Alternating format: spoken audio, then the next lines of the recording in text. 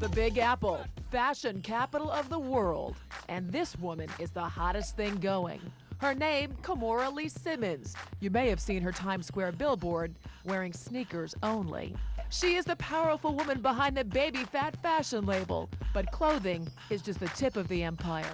A jewelry line, cosmetics, fragrances, cell phones, even Barbie dolls. Combined, a $70 million retail phenomenon. Some girls walking with that certain light over their head, and she had the light. Kimora Lee Simmons' story actually begins far from the bright lights of the Big Apple. Hip-hop's first lady and New York City's reigning fashion queen actually grew up feeling like an outsider, the child of a biracial couple in a suburb of St. Louis. Being a kid that looked like me, being Asian and black, and just sort of a mixture growing up in the Midwest, which was a very narrow-minded, I think at times, town. I think it's about, like, I made it, you know? Yeah. I'm okay. Simmons was born Kimora Lee Perkins, a native of Florissant. She attended Lutheran North.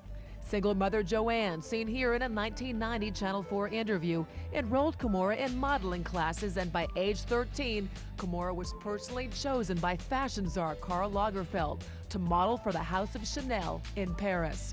Lagerfeld even dubbing her the face of the 21st century. But it was on a New York runway where fate really stepped in for Kimora.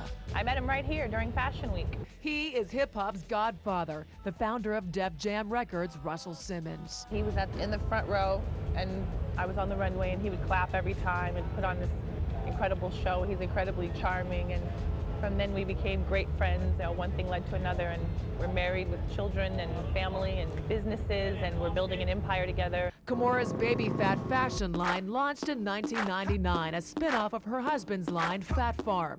The couple sold the franchise for a reported price tag of $140 million. Kimora stayed on as creative director. It's really all about the flash and the fabulousness of it all. Fabulosity, even the title of Kimora's brand new book. And it's really about just sort of finding your inner vixen, saluting the inner you. But that is a curious topic for a woman whose material possessions are at the very heart of her often criticized image. Hip-hop couture, I think I said that out of my mouth first. Not shy about taking credit for a fashion phenomenon some say she did not innovate. Simmons writes in her book, I drive a Bentley and a Rolls Royce. I love diamonds and I'm larger than life.